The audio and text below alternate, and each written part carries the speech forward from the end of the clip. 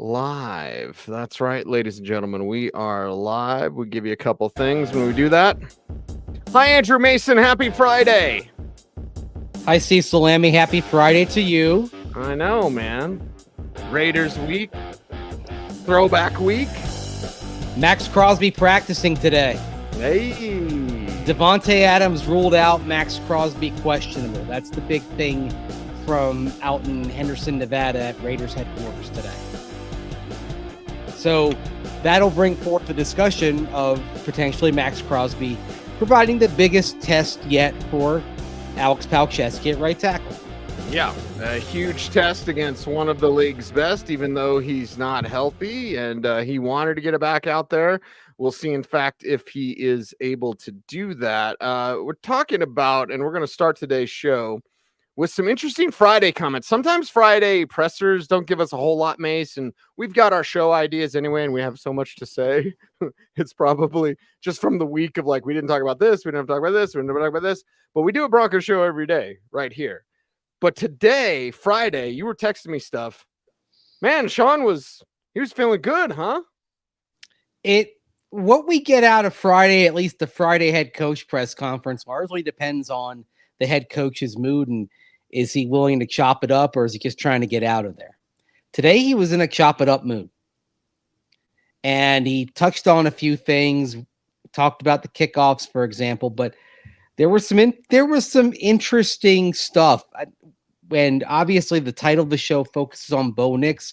So let's start there because he's asked a little bit about Bo Nix getting the ball into tight windows and a willingness to do that. Now, that one thing that we have seen from Bo Nix, the accuracy hasn't always been there like you'd want it to be, but the understanding that an NFL window is a small window, that's already there. Some quarterbacks never quite figure that out, and they dither around in the pocket, and they move around waiting for the big window that you got in college that doesn't come in the pros. To his credit, Bo Nix already knows a pro window is a tight window. The one trait you have to have is, and sometimes there's that balance of confidence in your arm, but I think he's got really good confidence relative to throwing into tight windows. And certainly, look, the game speeds up, all of it. Just from the call to the line of scrimmage in college, a college game a year or two ago was 5.5 hours long. And so the first thing I remember coming to this league was, man, the next play, in 3 hours, it's over. It's just, so all of that speeds up. But to your point about the windows, I think that, I think he's got that kind of accuracy and arm talent where, and certainly he's seeing some different coverages too. He's learning. He's seen different coverages, and he's learning, and he's comfortable with those tight windows, something that we've seen, Mace. He's adapting to different coverages, and this is why in the breathlessness of the first couple of weeks, I think you and I were very much like, okay, let's take a step back. Let's see where he is at certain guy points. I mean, basically I said, check back after 8 games and see where he is. Now, we're seeing some signs of progress. Wasn't perfect last week in the rain against the Jets. Certainly took a while to get going. You're not happy with the completion percentage, even in those conditions. But you did see some high-level throws to Courtland Sutton there to get the offense going before it had its touchdown drive. The week before, you saw a couple of high-level throws right there out of the blocks on that first possession, and you see the feel that he has for pass rush. So I'm seeing these positive attributes that are going to serve him well as more of it comes together and as he learns to adjust and identify what coverages he's seeing. Really, the work for Bo Nix to do, it's up here. It's the cerebral part of quarterbacking, and that's a thing that takes time in the NFL because it's a completely different game, and that's one of the reasons why quarterback evaluation is so tough is because you can have the leadership traits and the intelligence and all that, but do you have the ability to adapt to what they're throwing at you on a play-by-play basis. That's something that a lot of quarterbacks struggle with, because it basically is a different sport going from college to the NFL stylistically. Yeah, no matter how many times you threw it, no matter how many games you started, you were playing a different game. And we're only 5 minutes in. I won't get too crunchy, Mace, but there are quantum physicists who believe that our brain is a supercomputer. So input and output, like the input is the weekly experience. So when Bo is out there struggling, and to me, he's so excited to learn. Sometimes he gets ahead of himself. And so he's kind of like, I know this. You don't know it yet, but you're learning it. So I want him to get that input so that the output can be what y'all want. The other thing is the bandwidth to handle the input output. Now that I think you're in good shape with Bo Nix on. Mm-hmm. There's some quarterbacks who come to this league and they have a limited bandwidth and it doesn't ever click. Right. But I think Bo Nix, from what I've seen, especially from a football IQ perspective, has a good amount of bandwidth with which to work. Yeah. ABG says Bo's basically going through a trial by fire situation. Yeah. Yeah, he is, but it's what Peyton Manning said back in May when I asked him. He said experience is the best teacher. Felt like he basically felt like Bo needed to be playing from the jump. Felt that was the best thing for him to get him that experience that taught. Now, the reason we talked about this, the reason why you would have gone with Jarrett Stidham over Bo Nix, it's not that Stiddy was a better quarterback. Look, we watched all the practices. We saw them in juxtaposition. Bo Nix was doing more things than Jarrett Stidham on the practice field in training camp. He did win the job. I think that was legit. But you would have started Stidham, so if you got into a bind, you had the ability to hit the button and shake things up. You don't have that. You're riding with Bo Nix. Hitting the eject button on Bo Nix does, I think, some damage to his potential outlook. But things, you're 2-2 so far. You've gotten to a point where I think you feel good that you can have him make the progress he needs to while keeping the team competitive and not having to kind of pull the ripcord on it. That being said, Cease, I do wonder how different the conversations would have been if the Broncos had lost last week instead of won. 2-2 versus 1-3, all because Greg Zerline misses that kick. Feels a lot different in terms of the context of things, and I think we need to acknowledge that. Yeah, and definitely, that's a super close game, weather, but a missed field goal, your own missed field goal, and they know that. I don't think that the Broncos would be over their skis in this game. We got 2 on the road, we're the man. I don't believe they'll do what Tampa did, because you said a Tampa reporter said hey, they're super happy last week. Okay, I don't think the Broncos are super happy this week. I think the thing they're happiest about is the uniforms. Oh yeah, that makes them happy. That's for sure. But I think there's been, there's been some, in a good way, some pushing in the practice, in the practices this week. Right. That's fine. Keep hungry. I mean, we were joking about this before practice one day, us in the media corps, how they won back-to-back games on the road, which this team had not done since 2021 and has rarely done since Super Bowl 50. That's going 2-0 on a fortnight road trip. And I'm using fortnight as in 2 weeks, not the game. That's a good accomplishment. They didn't get a day off on Monday. I mean, Mike Shanahan would have probably said, hey, see you Wednesday. A lot of coaches would have done that. Sean Payton didn't. Yeah, Sean Payton didn't. What also Sean Payton didn't do is use Marvin Mims enough. Does that change this week? Because if you're running the ball against the Raiders, it's going to set up play action opportunities, which you need to use more of, that and pre-snap motion. You got to have window dressing in this league. They don't do that enough. They got to have play action in this league. They don't do that enough. So if you're running the ball well with Javonte or whoever, with to Blake Watson in a little bit. But let's talk about Mims. Let's bring up the Mims conversation here to see if maybe he's a difference maker, a playmaker outside of Courtland Sutton. Oh, I thought you were going to the clip. I'm sorry. Oh, okay. I can play the clip. Did you have anything to set up with it, or you want me to just play it? I mean, let's just play. I want to play it and then react to it because I'm sitting here looking at some Marvin Mims Jr. data, and compared to what's said here, we always say focus on what they do, not what they say.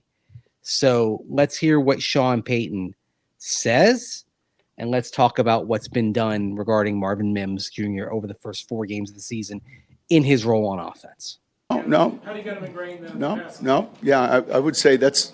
Because he only has 2 catches this year. Yeah, no, I hear you. Listen, there's a lot of guys we'd like to get more catches. So, again, you're giving me a statement. I'm telling you his role. I mean, I go through the script with you, and so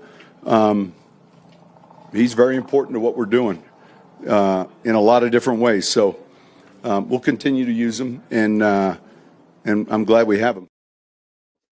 Glad we have him. Useful in a bunch of different ways. So that's a positive, but man alive, it'd be nice if those different ways included targets, catches, and big plays for Bo Nix down the field in the way that Marvin Mims, Franklin can do it too, but Marvin's one of the few that can do what he can do. Well, let's just look at the snap counts, okay? 12, 9, 16, and 10 over the first 4 games. His snap percentages, 17% of offensive snaps, 15%, 24%, and then 16% this past week. And I bring those up because last year, this year, his maximum is 24%. Last year, his low was 23%. Okay. So he's gone from a guy who down the stretch last year, in fact, in the last 1, 2, 3, 4, 5, 6, 7, 8, 9, 10 games he played at least 30% of the snaps, and a couple of times played more than 50% of the snaps. This year, he's gone down to not even playing 25% of the snaps in any game. So he's on the field less. Start there. He's on the field less, and then his targets. I mean, he's been targeted 4 times, 2 catches, 19 yards. This is it's curious. It is legitimately curious. And right now, I mean, we are looking at a player who, he burst on the scene immediately in those first 4 games that he played with the Broncos. He had 242 yards in 4 games. Okay. Since then, he has played 16 games and he has 154 yards. He's not even averaging 10 yards a game since the first 4 games of last year on offense. That's wrong.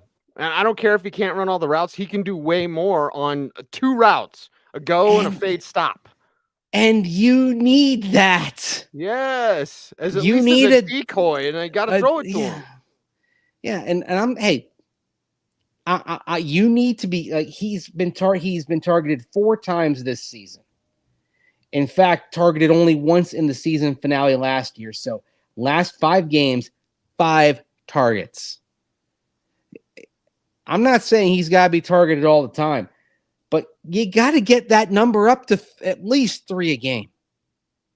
Enough to where it's a threat, to where you see him out there and you're not assuming he's just a decoy. He's just going to run a dummy route. Like, no. He's got to be integrated in the game plan. Because where else is that speed coming from?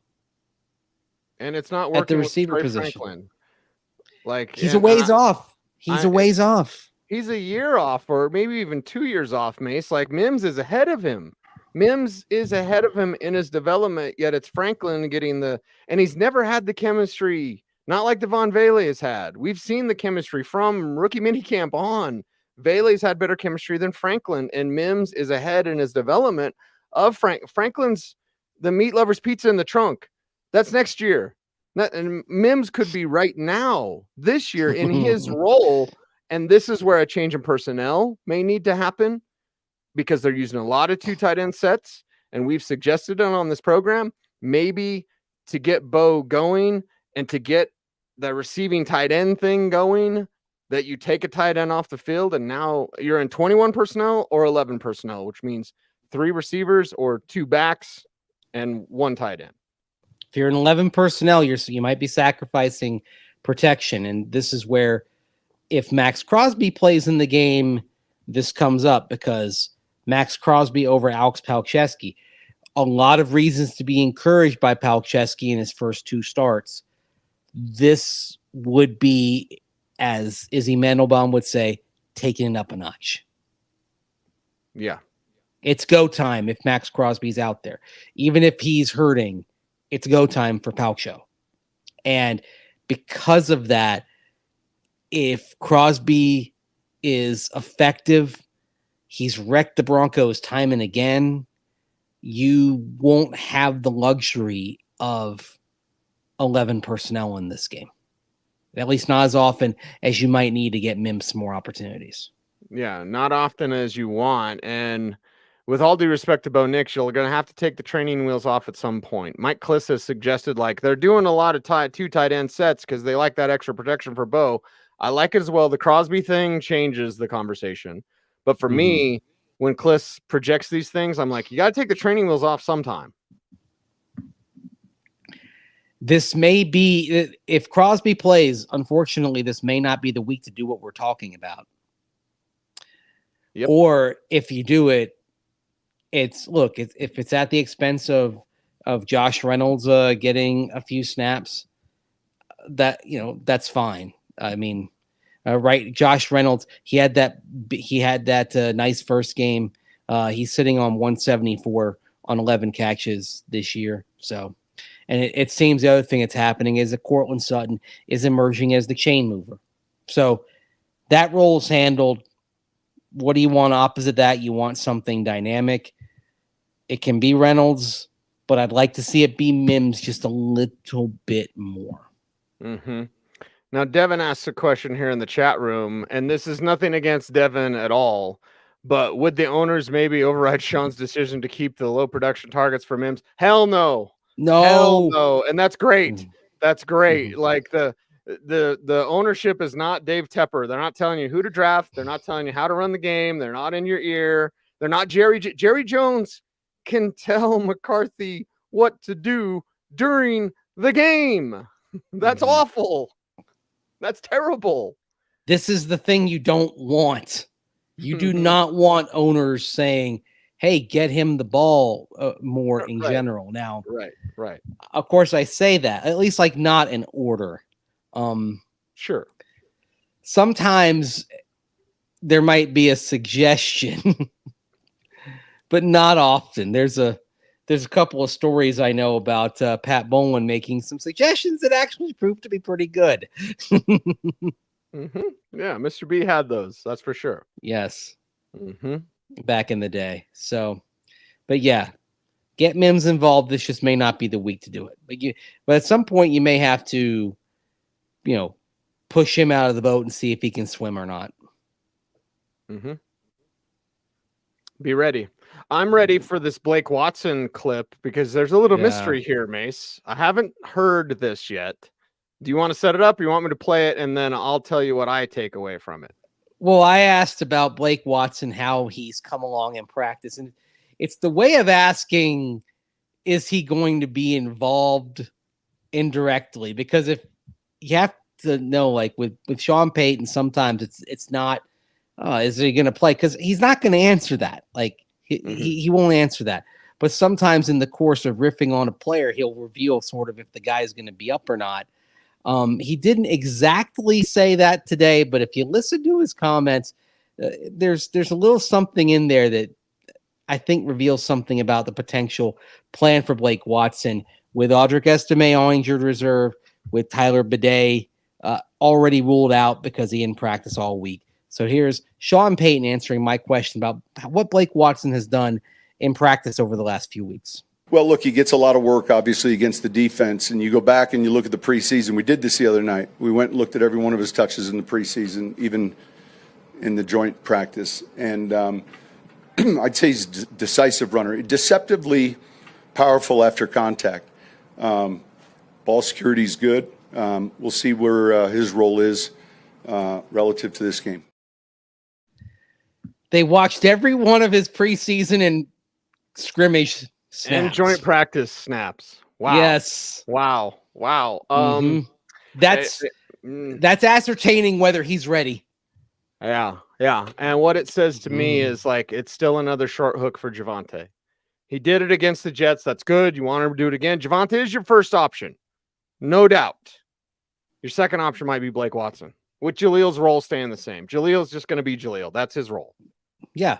And he did it very well last week. Like last week, like what Jaleel did is perfect.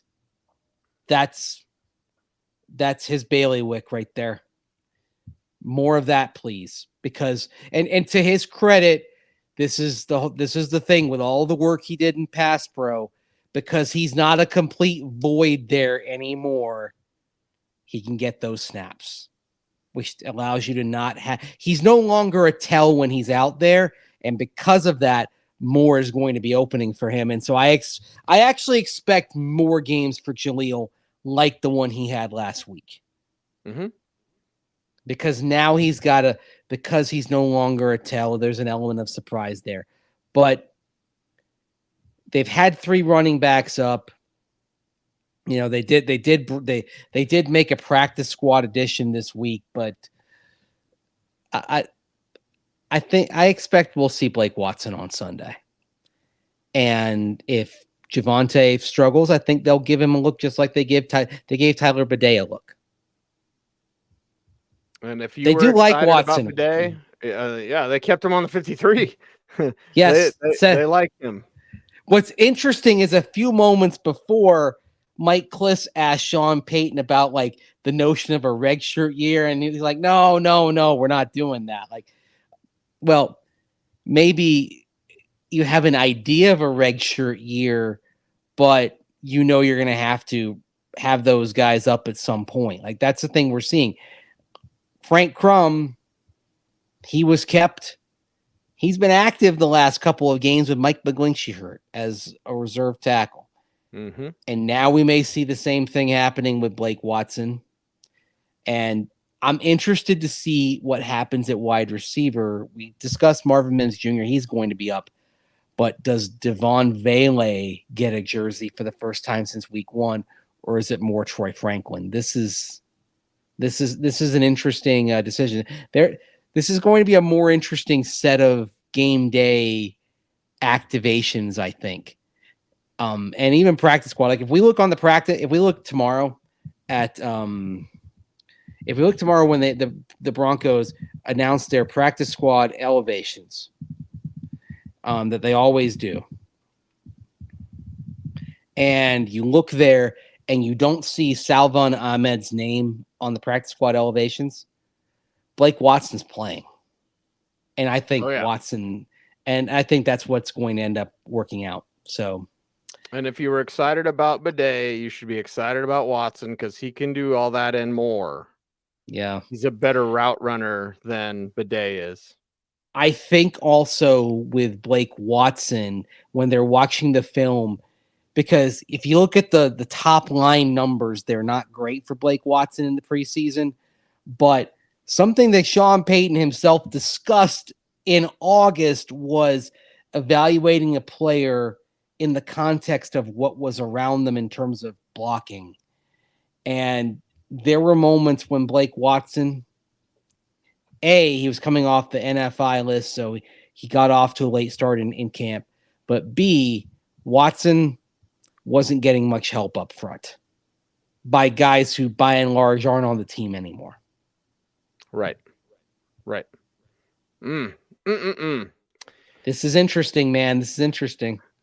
It's going to be tell in the morning. It's going to be tell when the practice squad's released and then the inactive list when that's released. We like talking some Blake Watson on this show, don't we? Yes, we do. Salvon Ahmed, and I've always pronounced it Ahmed. I did double check on PFR. They have it as Ahmed. Yeah. Super fast. Yeah. Super fast. Like, and he has started. He had a 100-yard game like a couple years ago, maybe 3 years ago. With Miami, yeah. Yep. So he's got plenty of speed, but Watson's the guy. Maybe Sean's almost been waiting to unleash You know, he's got it all. He does have it all. He has to do it, but he's got all the skill you want as a runner and as a receiver. Remember on Blake Watson too, this was the guy who was on their draft radar. It would not have. It was very possible if Audric Estime had gone off the board right before the Broncos picked that Blake Watson would have been selected right then and there in the 5th round. That'd have been the pick. Yeah, think about that. He was already in the discussion pool at that moment. Blake Watson being a Bronco was a little bit of a happy accident because there was not an expectation he was going to fall through the last 2 rounds, but he did. And then they had a fight to get him. They had a fight to get him and Frank Crum, and they fought and they won. There's a reason why those were the 2 priority guys. Lots of money. The way to think of Frank Crum as Blake Watson, they're undrafted, but in terms of their importance and relevance to the Broncos' plans, they're draft picks. Oh yeah, they're Devon Vele has the 7th round title next to his name, but make no mistake, Crum and Watson are regarded in terms of wanting to see them develop and in terms of how they're thought of in the building in the same vein as Vele. They also can hit the market faster. Mace, let's talk about the jerseys. Yes. 77 throwback, belt buckle time, and that throwback jersey is pretty sweet. How many guys? We have Coop, Troutman, Vele, Bolles, all talking about these throwbacks. We should play them all because they're fun. They're fun to listen to. Look at their faces, too. We'll start with the big guy, 72, Garett Bolles, and his thoughts on the jersey. Super cool, man. You know, we get to talk, bring back the old history of this organization. Back in the good days. I guess it's good days right now, but just back then, it's just with some of the greatest, to ever play in this franchise history. So, being able to throw that back is awesome. But it's just a uniform, man. We still got to go win the game at 2:05 on Sunday afternoon. He said that a lot. We got to win on 2:05 on Sunday afternoon. So, okay, we got you, GB. I'll actually say this. I was requested of me by someone within the Broncos building and we'll bring this up tomorrow on the show. Make sure everyone knows it's a 2:05 kickoff, not 2:25. Right. The 2:05 kickoff throws people off. So plan accordingly. And also, this is a game you're going to want to get there early for anyway. It's Raiders week. It's Alumni week. Before that, you got Randy Gradishar is going to get his Hall of Fame ring. They're going to do the Ring of Fame pillars for Steve Foley and Riley Odoms, and then they're going to be honored as well. That's like 11:30, isn't it? It's 11:30. The pillar unveiling is at 11:30. Yes, Alumni weekend is my favorite weekend for the Broncos on an annual basis. It's one of the cooler things. Pat Bowlen made sure there was an alumni weekend every year, and it's kind of gone to another level the last couple of years, which is really, really cool to see the new owners coming in and building on something that was very important to Pat Bowlen. I was actually telling a story today. The late Charlie Johnson, who passed away just recently, he basically came back every year. Like if you're a Ring of Famer, they would fly you in every year if you wanted. And for a long time, Charlie Johnson came up from Las Cruces every year to go take part in things. And I remember talking with him about it, and he got tears in his eyes. Wow. Reflecting on what it meant that after all those years, this team he was still part of the Broncos family and embraced and a part of all this, that he felt like he played a lot longer elsewhere in the league than Denver, but he was important to the Broncos certainly, but he talked about like how much he loved that connection that even as he got into his 70s and 80s that he still had with the team. And it's really it's one of the great legacies of Pat Bowlen. One of the first things he did was set up the Ring of Fame, and then the Alumni weekend to go along with it. And this weekend you're gonna have 120 guys in, including a whole mess of guys from the 77 team. So it's fun. It's a fun weekend, and it's going to be cool to see the uniforms. Now, how often will we see the uniforms in the future? We're going to see them in the season finale against Kansas City. Let's play the Adam Troutman clip, and he has an interesting comment about how often you might see them in the future. Yeah, everyone's excited. I'm sure you guys are. I'm sure the fans are. Maybe it'll become the primary at some point. Who knows? That'd be nice. But yeah, I'm excited to wear them. That we're already wearing the helmets. Obviously, we have the Guardian caps on right now, but they look awesome. So I'm very excited. The way you said that, like, be nice. You have a preference then for the throwbacks, perhaps? I think everyone would say yes, probably. The new jerseys that we have, I love. They actually looked really great. But yeah, everyone loves their throwback jersey. Like, that's not a question. Like, Atlanta up there right now, they got their red helmets on. I'm sure they'd like to wear that every game too. So. Mm-hmm. He'd like Do you to have see a it more. preference? I'm sure everyone would. Wow. Okay. Guys love the throwback. They do. It's a it's a sharp looking uniform. And the thing is, it's a little bit quirky. Like, if you really kind of dive into the nuances of the stripe patterns and all that, there's some inconsistencies there, but that's part of the charm. I mean, one of the NFL's truly iconic uniforms is that of the Dallas Cowboys. If you dive into the inconsistencies on that, man, you'll be there for days. Mm-hmm. But somehow the Cowboys have silver helmets and seafoam pants, and they've got navy blue stripes and a navy blue star on the helmet, and they got royal blue numbers and stripes on the jersey, and somehow it all fits. Somehow with the Broncos, you've got this uniform that's got a different stripe pattern on the sleeves than it's got on the socks, but the result is beauty. Mm-hmm. The result is awesome. Our guy Coop, Jonathan Cooper, talked about the throwback uniforms. We also have Vele. We got to play them all. So we're going to play them all. Here's Coop on the throwbacks. Love it. Love it. Let's go rock. Let's go rock. Let's go rock out. For real. Because, them throwback, wherever you wear a throwback jersey, I feel like that's a shout out to like the players that have come before you. In order to show respect to them is going out there and rocking out with them jerseys on. So that's what we plan on doing. Let's rock. Coop loves his history too. Like, he talked about meeting Peyton Manning and admitting he was starstruck at meeting number 18. And saying DeMarcus Ware was his favorite player, but he doesn't know that. Mm-hmm. He's gonna know that now, Coop. Now, yeah, tell everybody. That's okay. Yeah, I'm sure DeMarcus would be very touched. In all seriousness, I'm not saying this is a cliche. I'm sure DeMarcus would be very touched and honored to know that. Oh yeah, one of the good guys. Because that's the kind of guy DeMarcus is. Yeah, one of the good guys. Yeah. Devon Vele loves the orange as well. Here's the rookie talking about the throwbacks. Oh, I love it. Yeah, I think it's the coolest uniform we have. So I'm hoping, we can wear it more often. So I like those colors. What's your favorite thing about the uniform? I like the color scheme. The light blue goes crazy, so I'm a big fan of it. The light blue goes crazy. Look, that legacy blue that is what's being called officially. You go back to the 70s media guides, it was called Academy Blue.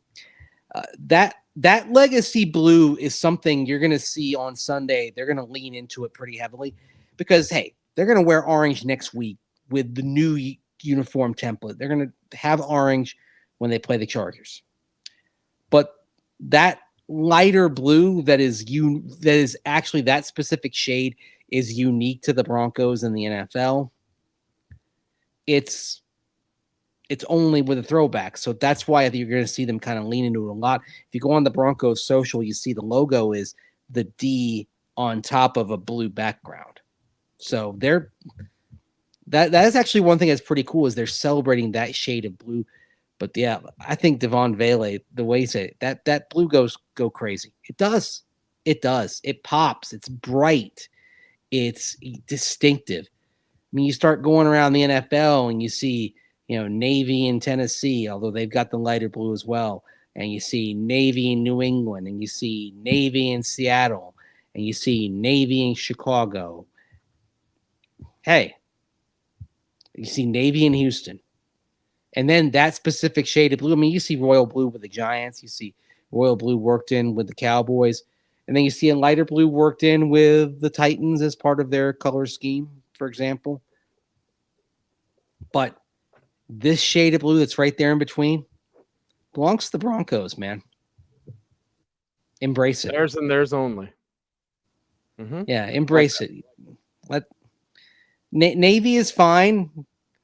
But if you told me that they were going to make, like, if you said to me in a few years that their uniform closet would be a throwback being this throwback being the primary, but then hey, we're gonna have navy looks as our alternate, I'd be okay with that. Shoot, it actually just hit me thinking about this. You know, in soccer, you see sometimes like different color schemes, like when a team goes on the road. Their kit is a different color scheme than their primary. Tell me what you think of this. What if, like, for home games, the throwback was the uniform, but then you went on the road and the road uniform was navy helmets, white jerseys, orange or navy pants? That might be a place where they get to. Yeah. And again, like tweaking your color scheme, home and away.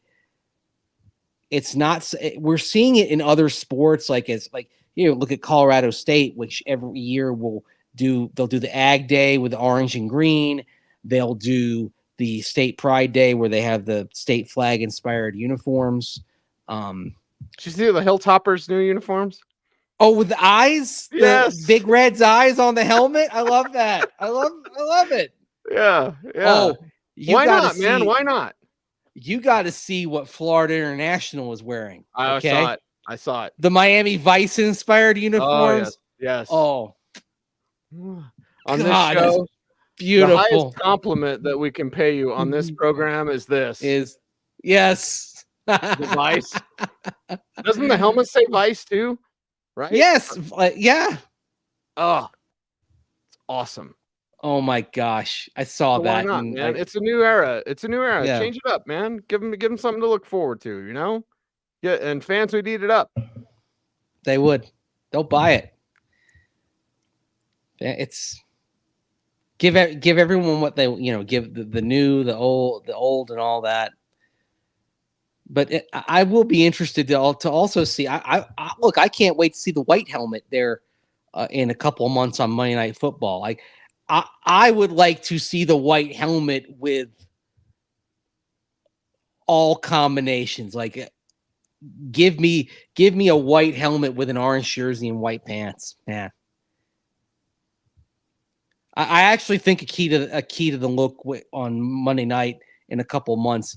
I know they'll probably do blue jerseys, blue pants, but I think a white helmet, blue jersey, white pants would just pop. Mm-hmm. Yep. Get your beer now, boys, in case they run out on Sunday. Oh yeah, did you hear about this giveaway that they're doing on Sunday? What's the giveaway? If you were born in 1977, go in the third quarter, you can get a free beer. Okay. All right. They've done, this is like the second straight game they've done like some kind of beer. They did a beer discount for a period in the Pittsburgh game. Now they're doing a free beer if you were born in 1977.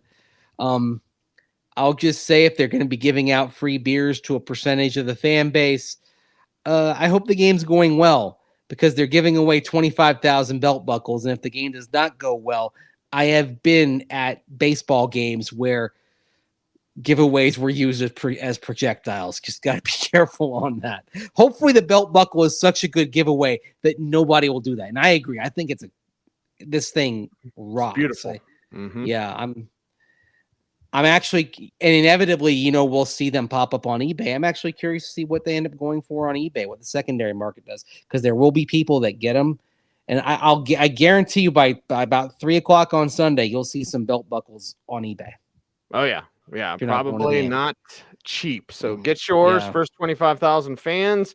And then again, everyone just be civil. We've seen probably about 5, Mace.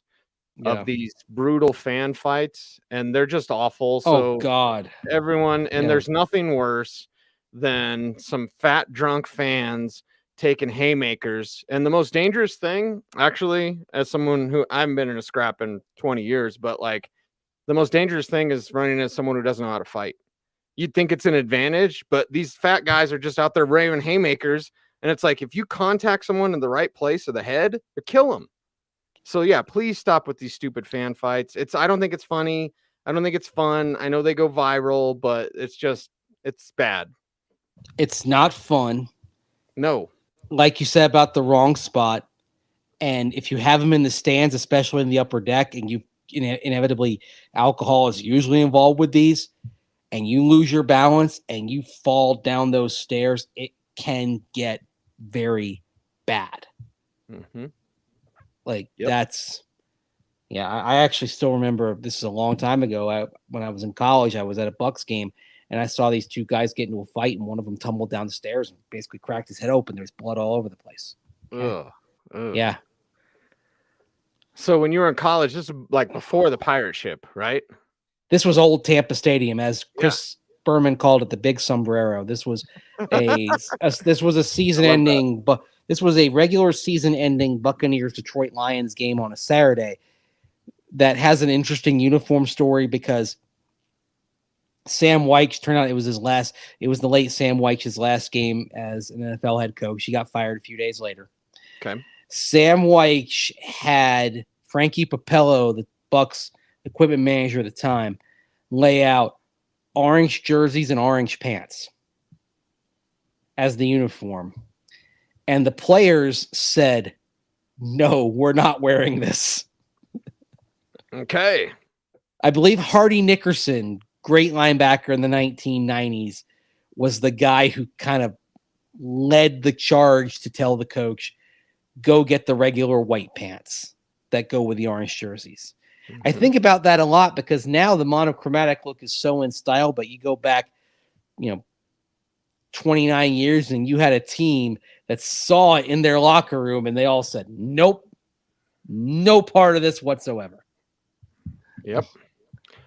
Hardy Nickerson, underrated loss of the Pittsburgh Steelers.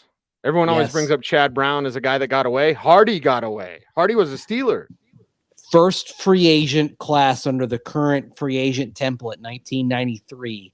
And he was the Bucks' big signee, and he was a great player for 7 years. And he got one more big contract with Jacksonville in 2000.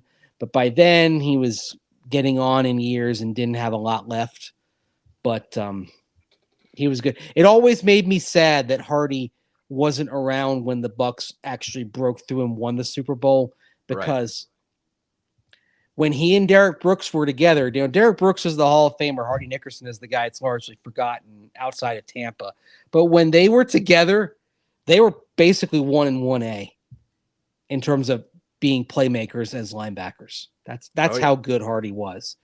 But Derek's got the gold jacket and Hardy doesn't.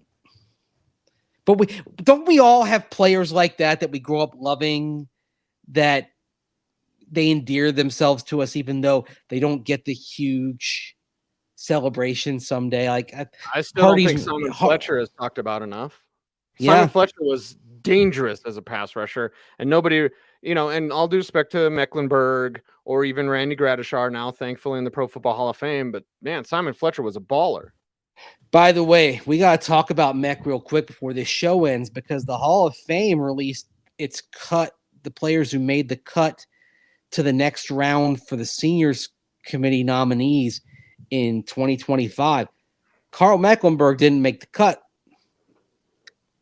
What are y'all doing in that voting room? Yeah. I mean, it's maybe it's too soon to push for Mech because the Broncos just got Randy Gradishar finally over the line. A consideration. But no, it shouldn't. And Mech has such a unique case. It's part of why he's not gotten more traction. But this is a guy who literally played all 7 front 7 spots in a 3-4 in his career. Yep. Yeah, he played nose tackle too.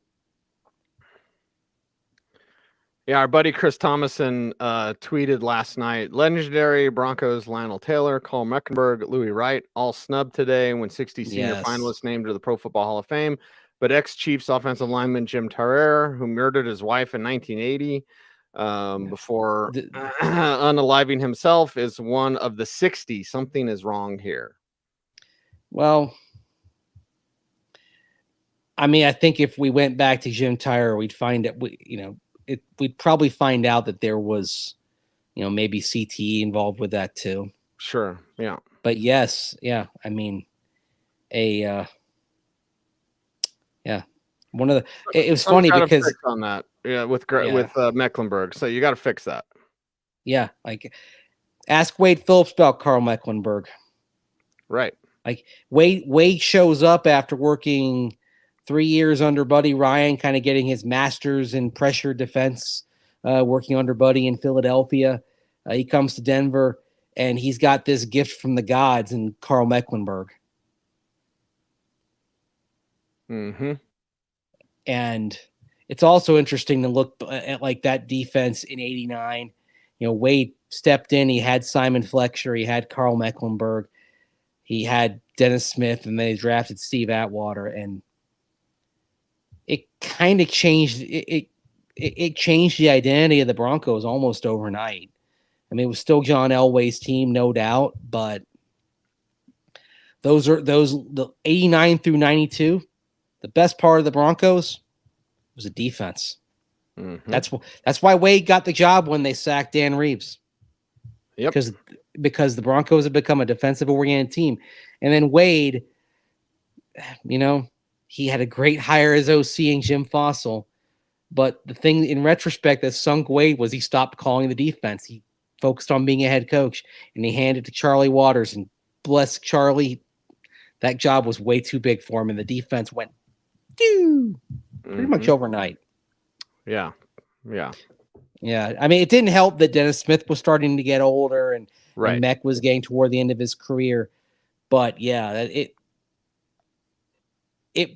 the fall wouldn't have been as severe if Wade had found a way to be the head coach while still calling the defense. He could have just ignored everything like Vic Fangio. But Wade didn't do that. And remember, like when you're the son of a head coach too, like Wade being the son of Bum Phillips, like he knew you had to coach the whole team. Son of Bum. He understood that. I always thought Wade will be very self-deprecating about himself as an NFL head coach, but I always thought he was a much better NFL head coach than people gave him credit for. Mm-hmm. He cares, man. He cares. Yeah. Love the dude. Everybody loves Wade. Oh yeah, players love Wade. Everybody loves Wade. That's awesome. Yeah. We wrapping? What do you think? What are we doing here? What's going on? I think we're good. Okay. We got to the uniforms. We did a little nostalgia discussion. I think we got a good complete show here. I think we delivered. I think we had a shared moment. Lots of shared moments. Yes, that's right. That's not just in West Virginia. All right. We do have a Saturday show. I think we had pretty good luck with me putting that out at 9 a.m. Okay, so yeah, someone asked about that. So yeah, 9 a.m. Mountain Time on all the channels. And join us for plenty of pregame talk, plenty of breakdowns of the Raiders. We'll get more into Gardner Minshew. We haven't talked a lot about him. Right. Raiders quarterback. Yeah, this Saturday's week. a pregame show. So yeah. There you go. All right. Before we're out of here, Mace, we need everyone's help on YouTube. So how can they help us out? Like, comment, share, subscribe, hit that notification bell so that you never miss a vid. That's right. He's Andrew Mason. You follow him on all the socials at Mace Denver. I'm at Cecil Lammey saying OBT's BFD. Thanks for watching. Stay tuned and stay frosty.